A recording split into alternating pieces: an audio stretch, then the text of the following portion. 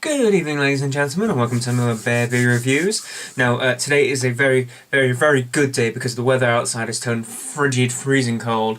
I've been sat in a brew house, the wind wailing all the way through it. It's been blooming freezing, even colder. It's been warmer, I should say, in our cool room than it actually has been outside where we do all our brewing. Now, why is that a good thing? Why is that a good thing? Why would I ever think that having snot dribble from my nose and to be extremely cold and not be able to feel my fingertips is a good thing? Well, quite simply because it means I can have an imperial stout and I can feel genuinely happy with the fact that I'm drinking an extremely alcoholic drink that's going to warm my belly. So, as you can see, this is, and forgive me for pronunciation, I'm going to create Larie and Apekool. It's a barrel-aged beer by a barrel-aged smoked imperial stout by De Molen, Brouwerij De Molen, who we all know has been one of those breweries that, along with Mikkeller and the Colonel and Stone and Dogfish Head, I've got such a great reputation of producing fantastic quality beers. So this one is smoked imperial stout barrel aged, as I've said. I think it's in an oak barrel that they aged it in. It says enjoy within 10 years. Keep cool and dark, and recommended drinking temperature of about 10 degrees Celsius. This one's probably a tiny, teensy bit cold, but we should be alright with that. And it was bottled on the 9th of July 2013, so it's relatively new. It's only been less than 6 months old, this one. I was very tempted in letting this one age a little bit before I popped it open, but then this one's another beer that I got from Jens from Germany, and it's unfair that he waits 10 years for me to do a review of a beer he sent me. So we might as well have it fresh and see how it comes along. A few little tidbits of information: 105 EBU, which I'm guessing is the IBU. 105 is a lot for a smoked imperial stout. That's pretty cool. 11% alcohol by volume, 24 Plato. So, you know. Righty, let's crack this open and see what we've got. By the way, it's got a wax on the outside of it. I think it's got the typical De Molen. You might not be able to see it. And if you hear fireworks, by the way, as you probably just heard of me talking, it's because it's coming up to bonfire night. So here in England, they like to blow things up, which is pretty cool. Trying to crack through the wax. Hey, it works. Managed to get through the wax in one go. That's pretty cool. Righty, can't say there's much in the way of smoke, and this bottle is literally filled right up to the tip. I'm not sure if you can see. It's just underneath it, so I've probably got a little bit extra in my glass than I should do, using my humongous Bear Review snifter.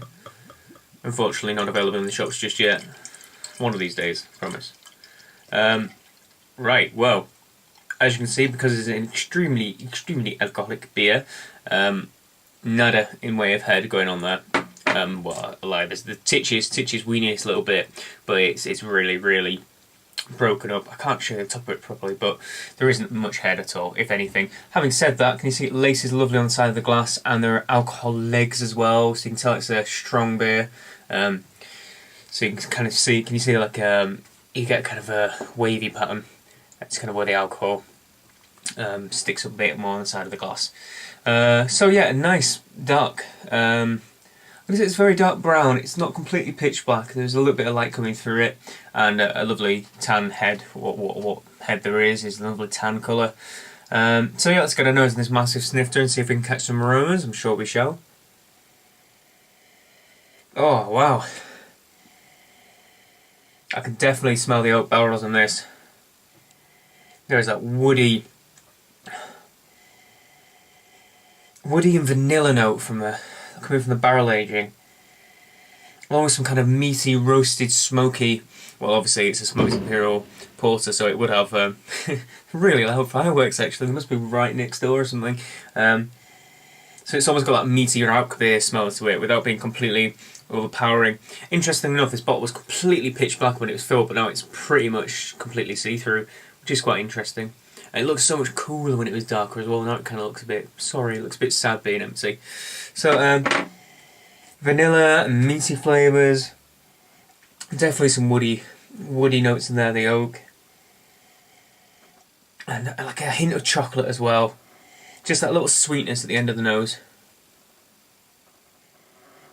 I want to say a bit of coffee as well, but If there is, it's very much at the back of the nose. It's not particularly prominent. So overall, it smells. It's got a nice sweet vanilla and chocolatey smell, and then it's kind of counterbalanced by this nice, rich, woody and vanilla-y kind of tones. So without further ado, cheers everybody. Let's get into this fantastic, fantastic looking beer.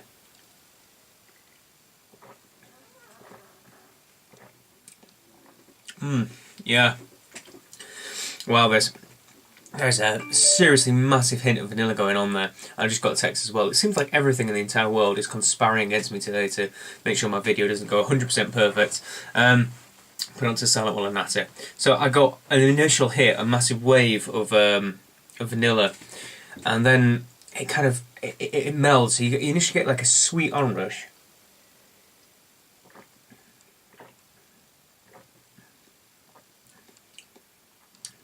Then develops into a bit of chocolate afterwards, and then quickly that sweetness kind of dissolves, and you get a bit of a smoky flavour. You get the bitterness coming through, and it is a very prominent and strong bitterness, but the sweetness does help carry it. And it goes into that smoky flavour, and the roasted and toasted notes, and the bitterness, and that just rolls out and lasts on the tongue as it goes along.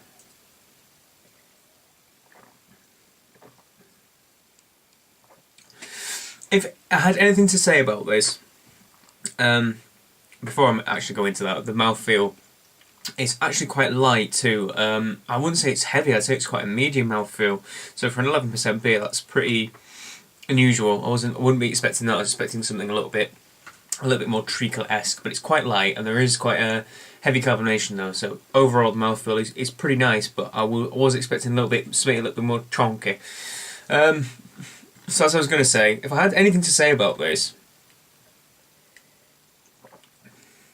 I would say it's probably a tiny bit oversweet. I had some sweets. I had a sweet not long ago. I can't remember what.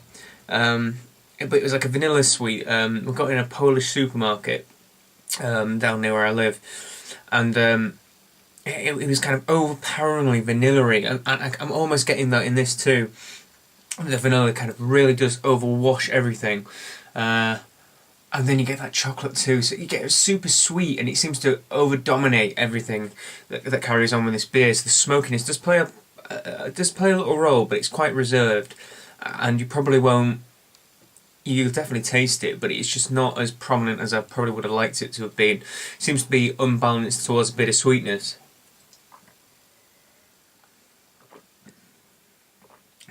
It's almost like eating some kind of vanilla truffle, like a chocolate with a vanilla truffle inside. And a bit cloying in that sense, a bit cloyingly sweet. So it's probably not my favourite imperial stout I've ever tried. It certainly in concept seems right that you'd have like a barrel aging to give a bit of the kind of sweetness and oaky flavours maybe, and that kind of smoky flavour to counterbalance that, and then a massive amount of IBUs coming through too, to just balance it all out. But it all comes across just a little bit too sweet, because my mind at least registers that smoky rock beer flavour as a sweet flavour too. So I'm kind of getting sweet, and bitterness. I really want there to be like more of a kind of coffee, more of the roasted note, just to take away some of the sweetness. Just take away some of the sweetness, I think. And it's probably unfortunate for this beer, but I'm not huge on my super sweet beers. So if I have milk stouts and things, I tend to feel a little bit cloying, a little bit too over sickly.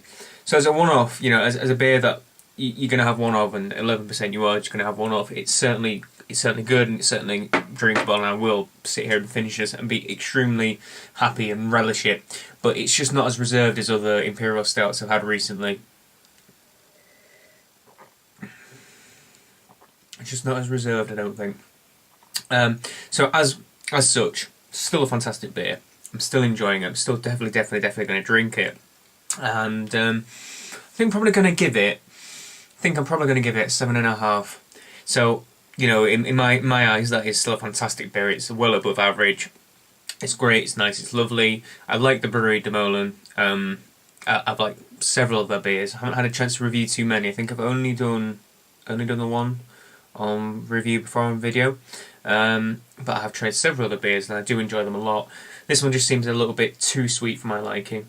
Just a little bit too much. What does it say? It says on here that they used water, pale, brown, chocolate, roasted, Munich caramel and smoked malts in this. And then I've not heard of this. I've not heard it. Priamant, Sladek and Sars hops.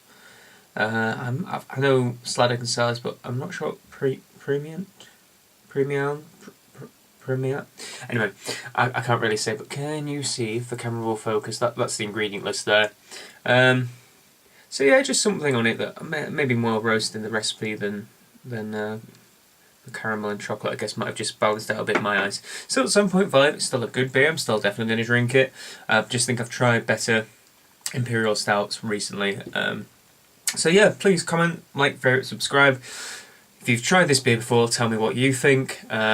I wonder if I should have aged it a bit, really, seeing if it mellows out a little bit, seeing if the flavours kind of blend a bit more. Maybe it's a little bit too young, but in the same sense, if you're going to release a beer and someone's going to try it young, it still needs to be balanced enough. If you want me to try it in another year and a half's time, when it's had a bit more time to age, then maybe it should have just been bottled and stored for another year and a half. So who knows? But please tell me what you think if you try it. I still like it. So until the next beer review, cheers everybody.